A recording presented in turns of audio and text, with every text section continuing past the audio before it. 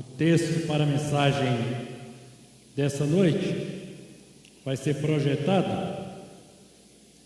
um texto pequeno, na carta aos Hebreus, capítulo 11, versículo 29 a 31. Aí está o nosso texto do livro de Hebreus. Dá para fazer uma leitura juntos? Dá? Todos nós? Voz forte, bem alto. Vamos juntos? Pela fé, atravessaram o mar vermelho como por terra seca, tentando os egípcios, foram tragados de todo. Pela fé, ruíram as muralhas de Jericó, depois de rodeadas por 7 dias. Pela fé, Raabe, a meretriz, não foi destruída com os desobedientes, porque acolheu com paz aos espias. E o que mais direi? Todos esses versículos começam com essa expressão, que é a expressão característica própria do livro de Hebreus. Pela fé, atravessaram o mar vermelho, pela fé, derrubaram muralhas, pela fé, até uma prostituta fez proezas, quando decidiu crer. Não há limites para a fé no livro de Hebreus. E a característica, queridos, de quem acredita em Deus, é a característica de quem quer servir a Deus. Não tem outra forma se não for por meio da fé. Hebreus começa fazendo definição de fé. E não tem definição mais bonita do que nós encontramos no versículo 1 do livro de Hebreus, né? Que alguém pôde parafrasear aquele versículo dizendo que crer é ver o invisível, ouvir o inaudível e pegar o intangível, tentando parafrasear o versículo 1 de Hebreus. Mas é isso, né? Ela nos tira do plano natural de ver, de analisar todas as coisas e nos relacionar para nos colocar no nível mais alto, o nível do sobrenatural. E aí nós encontramos, queridos, essa expressão, já é o versículo 32 do capítulo 11, já é o versículo 32. O que você vai dizer sobre a fé? E a gente vai perceber que tem muita coisa ainda para se dizer pela fé. Mas o que foi que ele falou sobre a fé até aqui? O que ele falou sobre a fé até aqui está aqui. Pela fé, os antigos alcançaram bom testemunho. Pela fé, Abel ofereceu mais excelente sacrifício. Pela fé, Noé construiu a arca para a salvação da sua casa.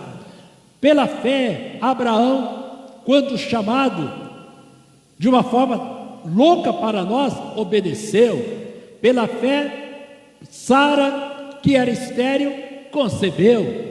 Pela fé, novamente Abraão, quando pediu para sacrificar o seu filho a Deus, ele não pensou 2 vezes. Se pensou, ele foi até o final, mesmo pensando. Pela fé, Moisés, já homem, feito lá no palácio, recusou ser chamado filho da filha de Faraó, renunciando todos os prazeres, honras, glórias do palácio, para ser maltratado com o povo de Deus. Pela fé, esse mesmo Moisés abandonou o Egito. Pela fé, celebrou a Páscoa com derramamento de sangue, que simbolizava a libertação desse povo. Pela fé, olha que coisa louca, atravessaram o mar vermelho. Pela fé, muralhas de Jericó caíram.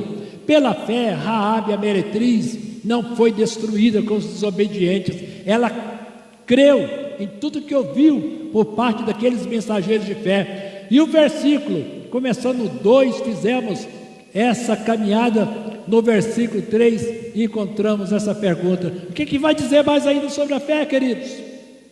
Tem mais alguma coisa para ser dita pela fé, sobre a nossa fé? É possível dizer, depois de todo esse relatório, esse testemunho extraordinário?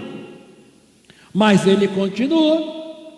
O autor de Hebreus, um livro que foi escrito para os judeus que não tiveram a oportunidade de conhecer pessoalmente a Jesus. O cuidado do autor do livro de Hebreus, que ninguém sabe quem é a autoria desse livro, o seu cuidado são os hebreus, que não tiveram a oportunidade de ver Jesus pessoalmente, mas precisavam crer em Cristo. E a tônica que ele coloca nesse capítulo, depois de tudo que ele mostrou, foi assim: olha, tudo aqui é uma questão de fé. A morte de Jesus é uma questão de fé. Nosso relacionamento com Deus é uma atitude de fé. Tudo na nossa vida, queridos, se define a partir da nossa fé diante de Deus. E ele faz essa pergunta no versículo 32: é possível falar mais alguma coisa sobre a fé? E ele traz mais esse texto aí. Ele vai dizer: olha, certamente vai me faltar tempo necessário para o que eu vou precisar para dizer sobre fé. Começando com Gideão, Baraque, Sansão, Jefité, Davi, Samuel, os profetas, que eles, em nome da fé, subjugaram reinos, extinguiram o poder do fogo, alcançaram promessas, fecharam a boca de leões. Eles fizeram proezas, fizeram maravilhas em nome da fé. E ele vai dizendo aí: extinguiram violência e fogo, escaparam ao fio da espada, da fraqueza tiraram força, fizeram-se poderosos em guerras, colocaram exércitos poderosos em fuga. Tudo isso eles fizeram em nome da fé. Mulheres receberam parentes que morreram, receberam em casa, ressuscitaram, saíram da sepultura. Olha que coisa maluca é a fé, queridos. Mas não é só isso. Muitos em nome dessa fé foram torturados. Eles desprezaram oportunidades de não sofrer torturas. Eles preferiram morrer em nome dessa fé para alcançar uma ressurreição gloriosa, uma ressurreição mais alta. Ele disse assim: olha, outros passaram por prova, escárnios, eles sofreram açoites, algemas, prisões, foram apedrejados, provados, cerrados pelo meio. Só coisa louca, mortos ao fio da espada, peregrinos, vestidos de peles de cabras, de ovelhas, necessitados, afligidos, maltratados. E olha este parênteses: homens dos quais o mundo não era digno.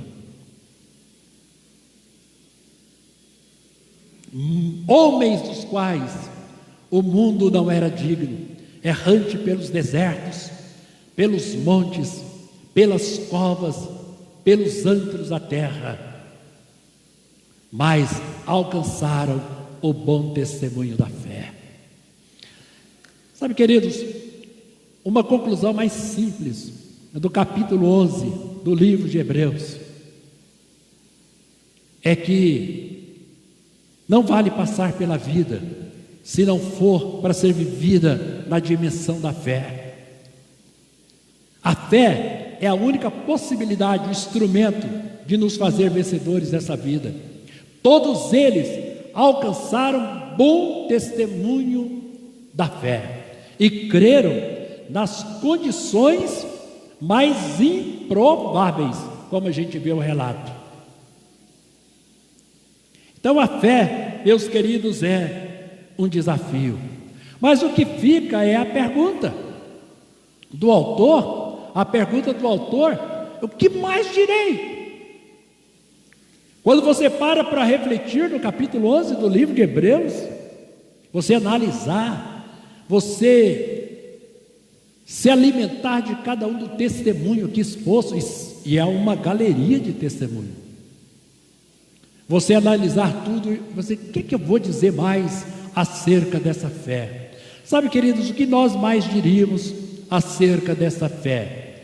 Nós diríamos que a fé no Deus Todo-Poderoso é a fé que desafia todas as impossibilidades. Todas as impossibilidades. E quando nós paramos para nos alimentar com o testemunho de Hebreus 11, é um capítulo que nós deveríamos ter prática, ler pelo menos uma vez por semana. Obrigado, querida.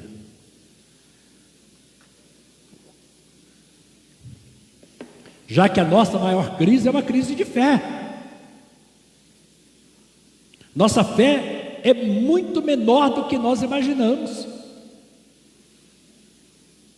Nos abatemos com pouca coisa, desanimamos com pouca luta. Não precisamos de muita luta para a gente desanimar, para muitas pessoas se desanimarem. É um capítulo para lermos semanalmente e rever na experiência desses homens e mulheres aqui da galeria de Hebreus 11, como que a fé muda a nossa história de vida, muda a nossa forma de ver a vida, muda a nossa forma de enfrentar lutas na vida. Que mais direi ainda? Direi que a fé no Deus Todo-Poderoso desafia todas as impossibilidades. Vou trazer algumas para os irmãos aqui para reflexão de Hebreus 11. Cabe na sua mente, se alguém dissesse para você, se não estivesse na Bíblia, se alguém dissesse para você que uma mulher aos 90 anos, quando biologicamente não tem mais condições de gerar filhos, você acreditaria nesse testemunho que uma mulher aos 90 anos de idade conseguiu engravidar e o seu marido com 100 anos de idade conseguiu engravidar sua mulher? Você conseguiria acreditar em algumas histórias que, se não estivessem na Bíblia, que o Mar Vermelho conseguiu abrir uma parede de água para a direita, outra parede de água para a esquerda, e de repente você vê uma estrada federal na sua frente e você passa dentro do mar fazendo poeira? Você consegue acreditar nessas histórias? Que o jovem aflito procura um profeta e diz: eu estou aflito. Qual é a causa da sua aflição, meu jovem? Eu estava trabalhando com o machado era emprestado na beira de um rio, o poço é fundo e o machado caiu dentro, não consigo resgatar o machado. Eliseu chega lá e o machado flutua. São histórias, queridos, que desafiam a nossa capacidade crítica, o nosso racionalismo, a nossa intelectualidade, que desafia, queridos, a nossa capacidade de juízo crítico. Depois dizem que as pessoas que estão na igreja estão porque o pastor fez uma lavagem cerebral dessas pessoas, que se não for com lavagem cerebral, ninguém fica dentro da igreja. A fé será sempre desafiadora. A fé será sempre questionada pelos incrédulos, porque eles acham muito mais confortável usar o juízo crítico, o nosso raciocínio, a nossa inteligência, do que passivamente crer que Deus existe e que Deus é capaz de operar sobrenatural nas nossas vidas. Meus queridos, que mais a gente diz sobre a fé? Que esse Deus Todo-Poderoso é o mesmo. Esse Deus Todo-Poderoso nunca mudou. O Deus que operou todas essas maravilhas é o Deus que continua operando. Aliás, lá na frente, algo a dizer para os irmãos. Meus queridos irmãos, olha os inimigos que se levantam, subjugar nações, vencer o poder destruidor do fogo, fechar boca de leões.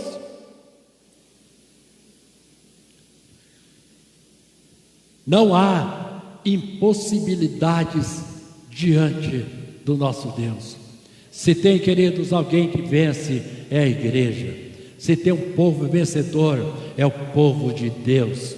Aqueles que um dia entregaram as suas vidas, tiveram uma experiência pessoal com Deus, são marcados por uma fé maravilhosa. Se a pergunta continuar, é possível a gente dizer mais alguma coisa? Os desafios deles são os nossos desafios, os problemas deles são os nossos problemas, as circunstâncias são as nossas, as dificuldades são as nossas.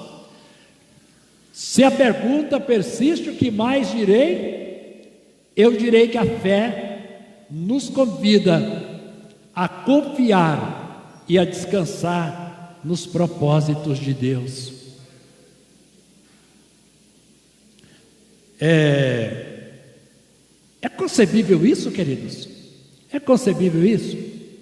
Que alguém perca um membro da família e não se consola com a morte do membro da família, desse membro, se angustia, o luto persiste, e de repente você vê essa pessoa batendo a sua porta e não é um fantasma. Essa pessoa voltando para casa, não foi o que nós lemos aqui? Mulheres, pela ressurreição, receberam seus mortos em casa, depois de sepultados, voltaram para casa. Será que Deus enxergou a dor desse luto? Será que Deus enxergou nessas mulheres uma dor que não passava? Meu pai já faleceu, minha mãe já faleceu, meus 2 irmãos mais velhos já faleceram, mas um dos meus irmãos, dos 7 irmãos, é o que eu tinha mais comunhão, era com ele. Olha, eu confesso para vocês, uns 3 anos eu fiquei assim com a cabeça para baixo, sempre estava com a cabeça para baixo, às vezes pensando nesse irmão. Tem pessoas que morrem, queridos, parece que a gente tem uma dificuldade maior de conformar. Tem situações que nos desafiam a confiar ou a descansar, ou crer que Deus tem um propósito. Apesar de tantos testemunhos gloriosos que nós ouvimos, quando chega a nossa vez, a gente se retrai, nós afinamos, nós não cremos que é para nós, nos alegramos com o testemunho de tantas pessoas, mas quando chega a nossa vez, parece que a fé nos abandona, e a gente fica com as interrogações: será que Deus me ama? Será que Deus vai fazer alguma coisa? Será que vai acontecer alguma coisa? E você olha para o relógio, os ponteiros não param, os ponteiros estão sempre andando, e isso aumenta a nossa angústia. O tempo passa e a nossa angústia aumenta. O que não passa é angústia no nosso coração, na nossa alma. Eles viveram, todos esses homens e essas mulheres de Hebreus 11 viveram momentos de pânico, viveram momentos de desespero, viveram momentos de angústia. eu acredito piamente que eles tiveram os seus momentos, em vez de fé, pânico. Ou vai dizer que não? Nós estamos aqui compondo o exército de Israel. O mar está do mesmo jeitinho quando nós chegamos. E o que está aproximando de nós é o exército de Faraó. E todos nós já sabemos o resultado. Vai matar as mulheres, vai matar as crianças e vai pegar os homens para fazer deles escravos. Como que não entra em pânico? Como que não entra em angústia? Como que não entra, queridos? Esses exércitos sanguinários, ímpios, que cercaram Israel muitas vezes, como não entrar em pânico com essa força descontrolada? Quando você olha para você e não vê resultados, mas alguém ali teve capacidade para crer, e se alguém precisava crer naquele momento, era Moisés. Sabe, irmãos, a nossa responsabilidade de crer em determinados momentos, e nos sentimos como este homem de Marcos 9, Senhor, se o Senhor pode fazer alguma coisa, eu te peço. Jesus, se podes, você pode fazer alguma coisa? Tudo é possível, mas tudo é possível ao que crê. Ora, queridos, eu acho que o desespero desse homem aumentou, porque ele olhou para ele e disse: Senhor, eu creio, mas me ajuda, me socorra, porque a minha fé é muito pequena. O problema do homem de Marcos 9 é o meu problema muitas vezes. O problema dele é o seu problema muitas vezes, porque não é o Deus que está diante de nós, não é a presença de Jesus conosco, mesmo que estejamos sozinhos. É a nossa capacidade de crer que esse Deus tem planos, que esse Deus tem propósitos. E vou dizer uma coisa, queridos: Deus só trabalha com propósitos. Deus só trabalha com propósitos. Deus não tem outra coisa a não ser propósito. Quando Ele criou o universo, Ele tinha propósito. Quando Deus criou a terra, Ele tinha propósito. Quando Deus fez o homem à sua imagem e à sua semelhança, Ele tinha propósitos. Quando Deus nos trouxe a vida, Deus nos trouxe com um propósito. Quando Deus nos dá essa fé que opera tudo e todos os impossíveis, Deus nos dá essa fé com propósitos. Quando Deus age na nossa vida, Deus age com propósitos, e nós precisamos visualizar os propósitos de Deus. Eu quero dizer uma coisa para os irmãos: é fácil saber isso, é fácil saber. Se o que nós queremos que aconteça conosco, se aquilo que eu quero que aconteça comigo, se é para a glória dEle, porque o propósito final de Deus é que o nome dEle seja glorificado. Cada um de nós aqui dentro da igreja, cada um daqueles que nos ouvem pelo Facebook da igreja, temos algumas pessoas conectadas conosco. Queridos, o único propósito de Deus é a glória do nome dEle. Se o nome dEle for ser glorificado, se o nome dEle for ser exaltado, Ele é capaz de fazer qualquer coisa na nossa vida.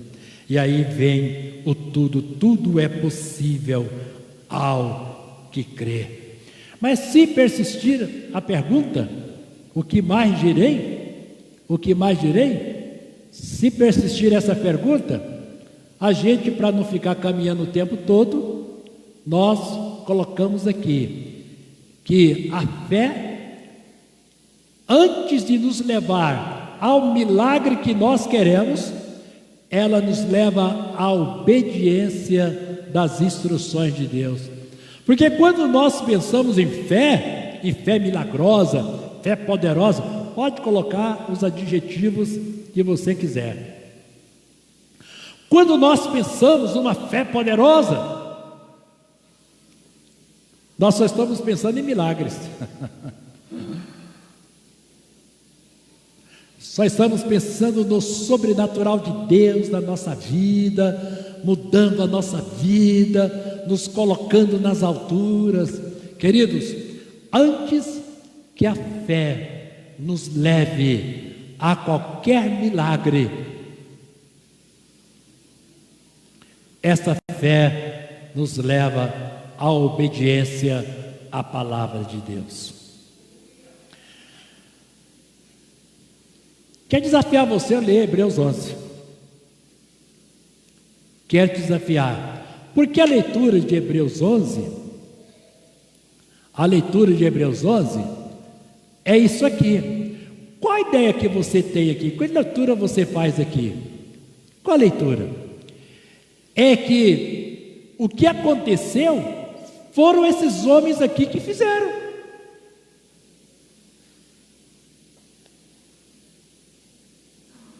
A leitura que nós temos, pela fé, Abel ofereceu, Noé aparelhou, Abraão obedeceu, Sara concebeu, Moisés fez todas aquelas maravilhas, abandonou o Egito, celebrou a Páscoa.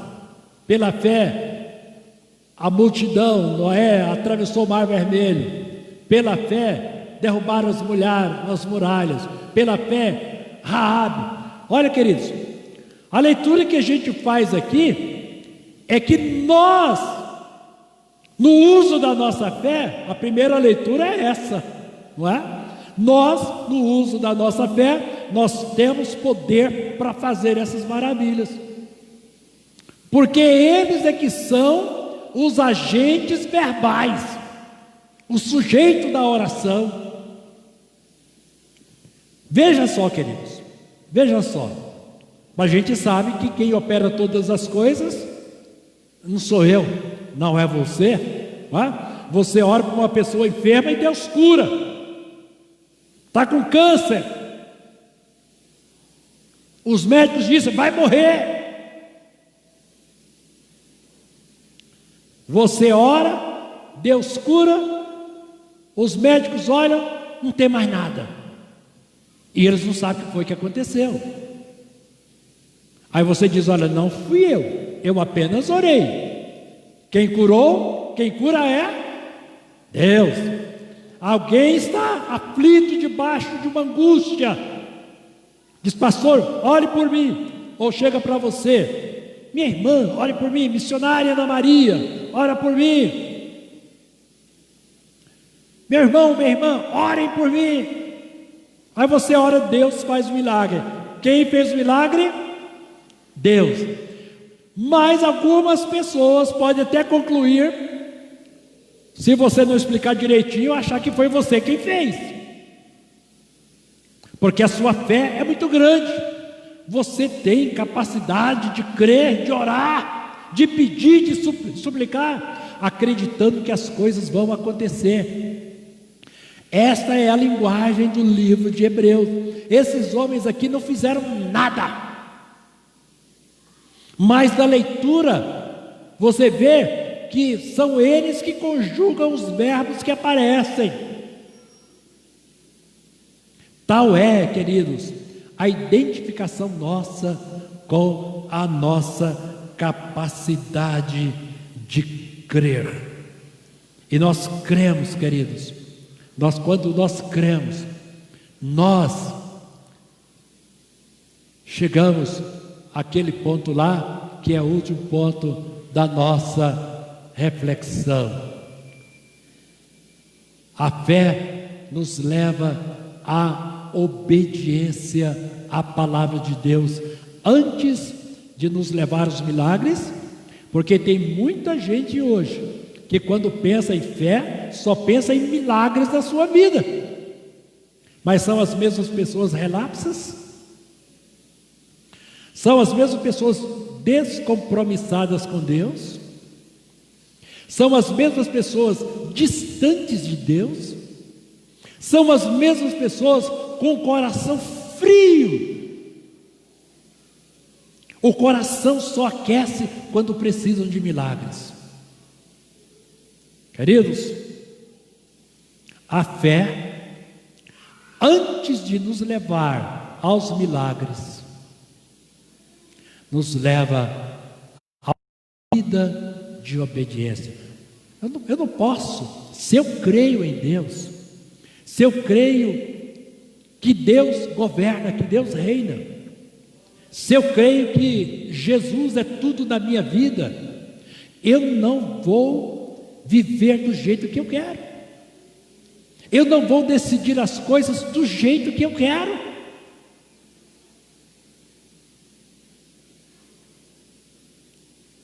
Eu preciso crer que existe um Deus que participa da minha vida 24 horas por dia.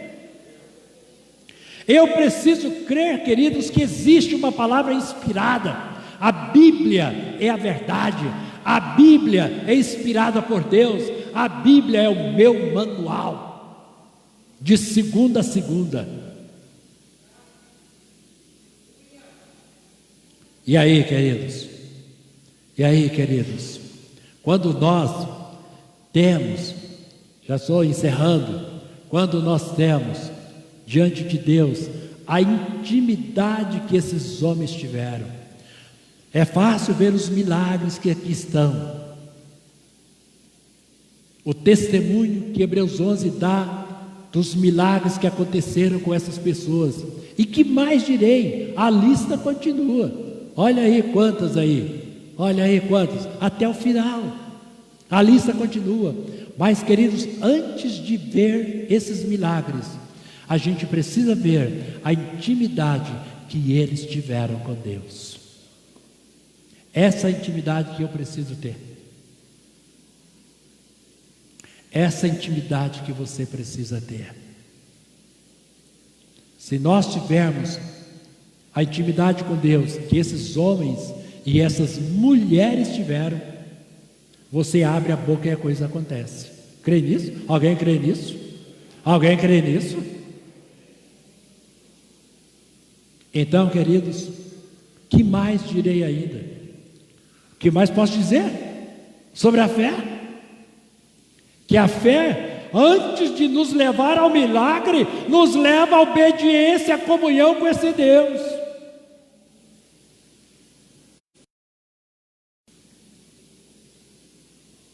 Coloque a sua vida no altar. Viva intensamente para Deus. Assuma compromisso com Deus, que esses homens assumiram de Hebreus. E depois você volta para me contar o restante dessa história.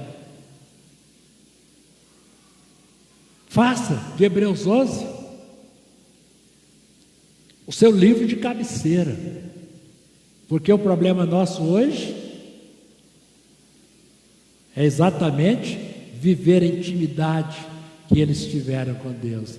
Aí nada é impossível ao que crer. Eu sei que o meu Redentor vive, eu sei. Eu te conhecia só de ouvir falar, mas agora, Senhor, os meus olhos te veem, os meus olhos te veem. Queridos, que Deus nos abençoe. Nós estamos agora diante da mesa do Senhor, vamos celebrar a ceia nesse instante. Celebramos hoje pela manhã, conversamos com o conselho sobre a volta da ceia presencial. Essa é a primeira, né? Essa é a primeira ceia presencial depois dessa pandemia. E nós concluímos fazer uma experiência hoje. É provável que nem todos tenham a liberdade de vir e participar da ceia presencialmente. Então nós abrimos uma alternativa. E hoje, várias pessoas tomaram a ceia no sistema drive-thru. O presbítero Robson ministrou para alguns, depois eu ministrei para outros. Foi muito bom, foi muito gostoso. E olha, está aqui a primeira celebração da ceia nesse período de pandemia. Acho que já tem 6 meses que nós não fazemos isso. Estou muito feliz diante de Deus. Nós estamos aqui ministrando a ceia do Senhor. E eu quero chamar aqui à frente, queridos, eu quero chamar aqui à frente nossos presbíteros, nossos obreiros. Fiquei muito feliz de ver aqui o pastor Elcio. Pastor Elcio, tem liberdade de vir aqui à frente? Tem? Tem liberdade? Se não tiver, pode ficar aí. Se tiver, pode vir aqui. Pastor Menezes. Fiquei muito feliz de ver aqui o pastor Elcio, sua esposa. Bom tempo também não vem. Glória a Jesus. Louvado seja o nome do Senhor. Graças a Deus. Hoje nós estamos, queridos, vocês vão notar, eu quero fazer um apelo aos irmãos que estão em casa, que não tomaram ceia. Você tem pão em casa? Você tem o suco de uva? Você pode pegar o suco na sua casa, você pode pegar o pão. Quando nós orarmos consagrando aqui, nós vamos orar consagrando o seu também, e você vai poder cear conosco, tá bom? Com toda a liberdade, os que estão em casa poderão. Então você tem tempo ainda de preparar o seu pão e de preparar o seu cálice. Então, para a ceia de hoje, essa presencial, nós adquirimos o cálice e nós adquirimos o pão. Aí você, de forma mais higiênica, você vai poder abrir, e na hora certa você vai poder participar desses elementos. Glória a Jesus. Mas antes de nós orarmos, queridos, consagrando os elementos, nós queremos orar por você. Nós queremos orar com você. E logo em seguida nós vamos, pastor Elcio vai orar consagrando os elementos. Mas tem um hino que nós não poderíamos deixar de cantar nessa noite. Nós vamos cantar esse hino, bem conhecido dos irmãos.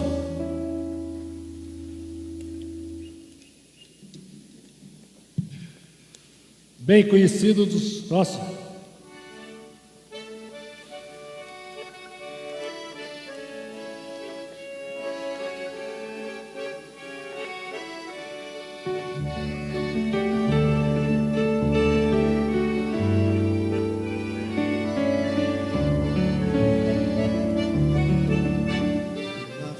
Que uma vez foi me dada para seguir o Cordeiro de Deus, pela graça de Deus enviada,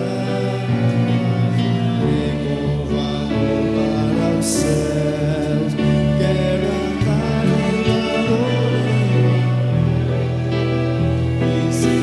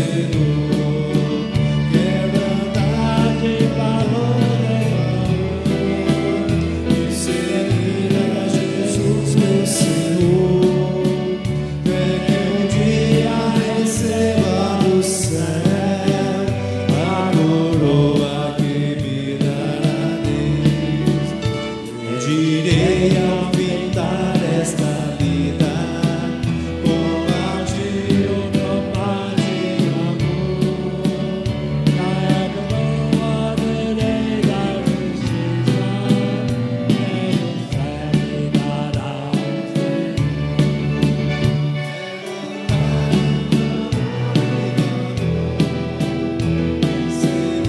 a Jesus meu Senhor, naquele dia receba do céu a coroa que me dará. Glória a Deus. Orar, consagrando os elementos. Senhor nosso Deus, te louvamos por esta palavra, que, ó Deus amado, nos dá mais coragem para lutar nesse mundo inteiro. Santos, tu, Agora Senhor. prepara-nos, ó Deus, nesta ceia.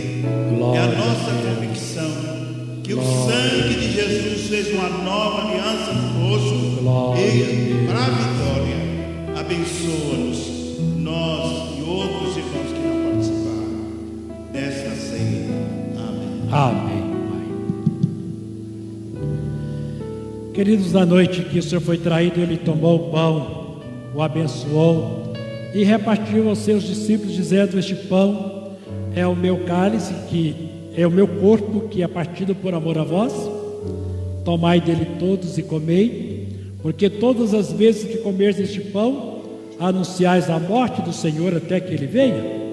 E depois de terem participado do pão, o Senhor pegou o cálice, o abençoou e repartiu entre os seus discípulos, dizendo: este cálice é a nova aliança que meu Pai faz convosco no meu sangue. Tomai dele todos vós e bebei em memória de mim. Os irmãos vão, neste momento, receber o pão, receber o cálice e aguardar. Aqueles que não desceram as águas batismais ainda, vão receber simbolicamente uma uva. Eu vou chamar aqui à frente a Claudiane. Quem não os irmãos que vão participar da ceia ficam em pé. Os que não desceram as águas batismais vão receber simbolicamente uma uva, tá? Quando formos participar do cálice, vocês vão participar, chupar essa uva. Vocês que estão em casa neste momento, com o seu pão, com o seu cálice nas mãos, nós abençoamos este pão que está nas suas mãos, nós abençoamos este cálice que está em suas mãos. Você aguarda o momento que nós vamos participar aqui. Você na sua casa também poderá participar deste momento, relembrando que tudo foi por amor. Glória a Jesus. Os elementos. Sobre si as nossas dores, Ele levou sobre si as nossas transgressões. Castigo que nos traz a paz estava sobre Ele, e por suas chagas fomos sarados. Ele levou sobre si as nossas maldições.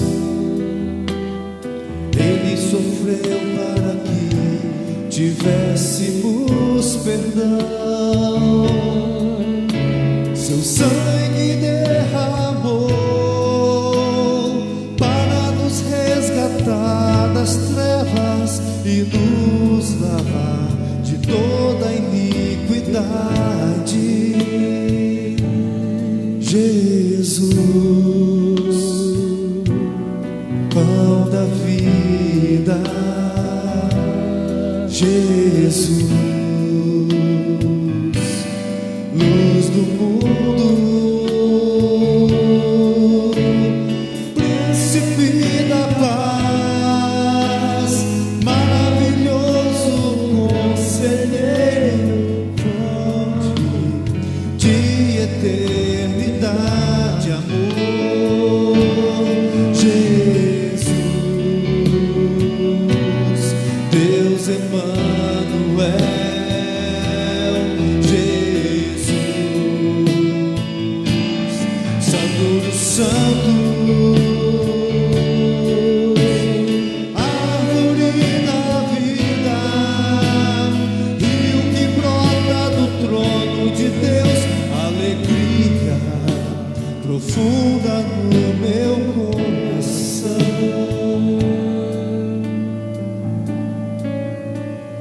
Cristo levou sobre si as nossas dores. Cristo levou sobre si as nossas transgressões. O castigo que nos traz a paz estava sobre ele, e por suas chagas fomos sarados.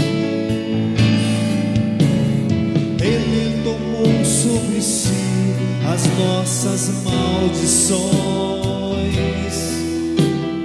Ele sofreu para que tivéssemos perdão. Seu sangue derramou para nos resgatar das trevas e nos lavar de toda iniquidade. Jesus, pão da vida. Jesus, luz do mundo, príncipe da paz, maravilhoso conselheiro, fonte de eternidade, amor. Jesus, Deus Emanuel, Jesus, Santo dos Santos, árvore da vida, rio que Glória a brota do Deus. trono de Deus, Glória a alegria Aleluia. no meu coração. Glória a Deus. Aleluia. Jesus, Glória a Deus. vestido de louvor. Aleluia. Glória a Deus. Aleluia. Aleluia. Aleluia. Aleluia. Queridos, na noite que o Senhor foi traído, Ele tomou pão e o abençoou e repartiu entre os seus discípulos, dizendo: este pão é o meu corpo, que é partido por amor a vós. Tomai dele todos e comei, porque todas as vezes que dele comerdes, anunciais a morte do Senhor até que ele venha. E assim, queridos, nós vamos participar do pão neste momento. E você que está em casa e tem o seu pão, nós te abençoamos com toda sorte de bênçãos da pessoa bendita de Cristo Jesus. E você pode tomar o seu pão e vamos neste momento comer o pão, sabendo que Jesus entregou a sua vida na morte por amor a nós. Comamos o pão.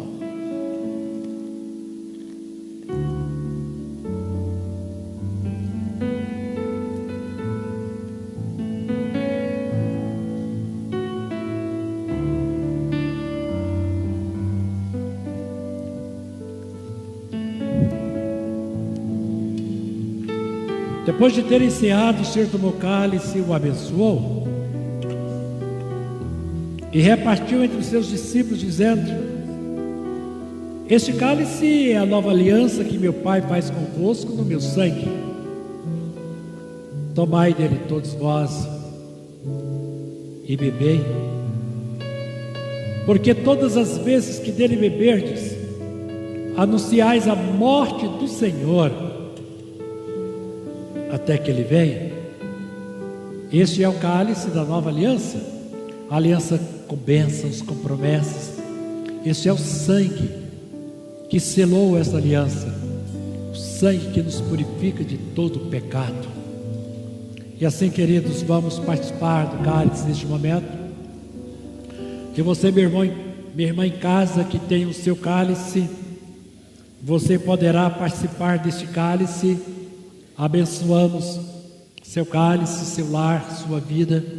Participe conosco neste momento. E você que recebeu simbolicamente uma uva, você que não desceu as águas batismais, mas recebeu essa uva simbolicamente, você vai chupar essa uva.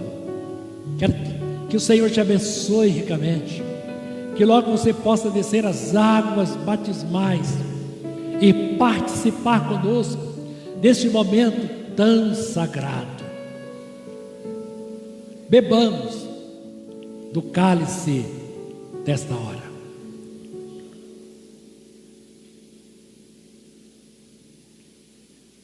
Glória a Jesus. Glória a Jesus.